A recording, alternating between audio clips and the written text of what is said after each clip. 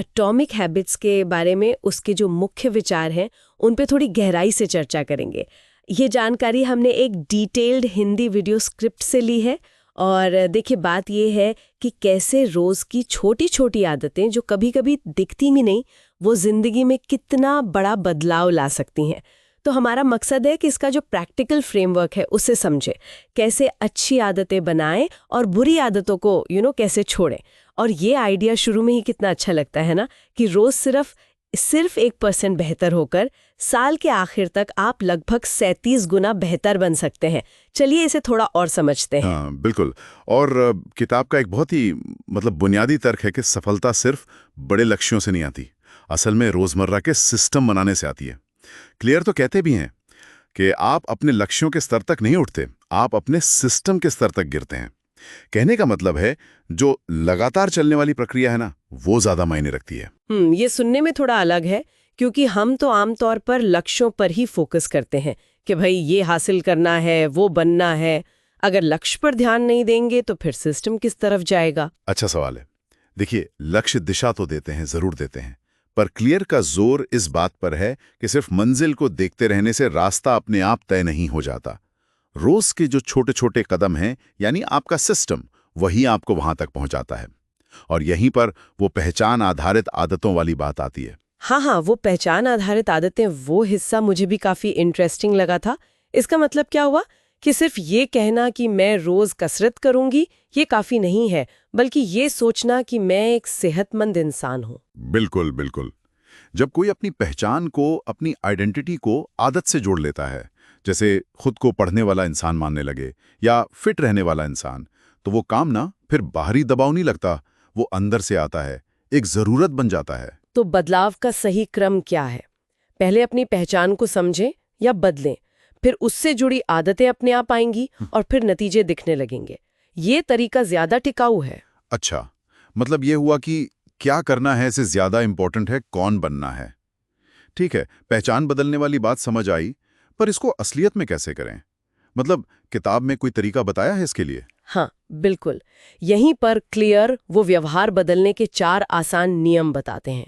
ये बेसिकली जो हमारे व्यवहार के पीछे के सिद्धांत है ना, संकेत, इच्छा, प्रतिक्रिया और इनाम, उनको साधने का तरीका है। नियम है, पहला, आदत को स्पष्ट बनाओ, मेक इट ऑब्वियस।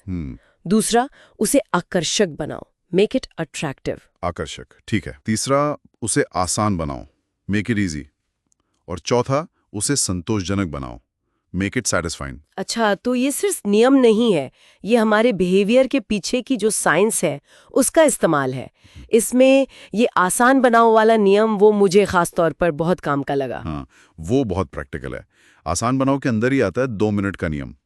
फंडा ये है कि किसी भी आदत को शुरू करने के लिए उसे इतना छोटा कर दो कि बस 2 मिनट में हो जाए। जैसे रोज किताब पढ़नी है, ये बड़ा लग सकता है, तो शुरू करो सिर्फ एक पन्ना पढ़ना से। हाँ। या रोज एक्सरसाइज करने के बजाय सिर्फ वर्कआउट वाले कपड़े पहन लेने हैं, बस इतना ही। इससे वो जो शुरू करने का आलस होता है ना, वो खत्म हो जाता है। हाँ, ये बात तो है, शुरुआत ही मुश्किल होती है अक्सर। और संतुष्टजनक बनाओ का मतलब क्या हुआ? कि आदत पूरी करते ही कोई तुरंत खुशी मिले या संतुष्टि? सही, बिल्कुल सही। जैसे किसी आदत ट्रैकर पर टिक लगाना या कैलेंडर पे क्रॉस लगाना या खुद को कोई छोटा सा तुरंत मिलने वाला इनाम देना, ये जो तत्काल संतुष्टि मिलती है ना, वो दिमाग को सिग्नल देती है कि हाँ, ये काम दोबारा करना है। इसी तरह आप पुरानी आदतों के साथ नई आदतें जोड़ सकते हैं, जिसे हैबिट स्टैकिंग कहते हैं। अच्छा। या फिर किसी पसंदीदा काम को जो आप वैसे भी करते हैं, उसको आदत के साथ कर सकते हैं, टेम्पटेशन बंडलिंग, ताकि वो स्पष्ट भी बन जाए और आकर्षक भी। ये सब तो अच्छी आदतें बनाने के लिए हो गया। और अगर बुरी आदतों से पीछा छुड़ाना हो तो बस इन्हीं नियमों को उलट देना है। बुरी आदत को क्या करना है? उसे अदृश्य बनाओ, इनविजिबल। अदृश्य। हाँ, अनाकर्षक बनाओ, अनअट्रैक्टिव। मुश्किल बनाओ, डिफिकल्ट। और असंतोषजनक बनाओ, अनसैटिस्फाइंग। समझ गई। जैसे अगर जंक फूड खाने की आदत छोड़नी है तो उसे घर में रखो ही मत, मतलब उसे अदृश्य बना दो। ये तो काफी सीधा और सरल उपाय लगता है। बिल्कुल। लेकिन एक और बहुत जरूरी बात है जो समझनी चाहिए, वो है विलंबित क्षमता का पठार, प्लेटो ऑफ लेटेंट पोटेंशियल।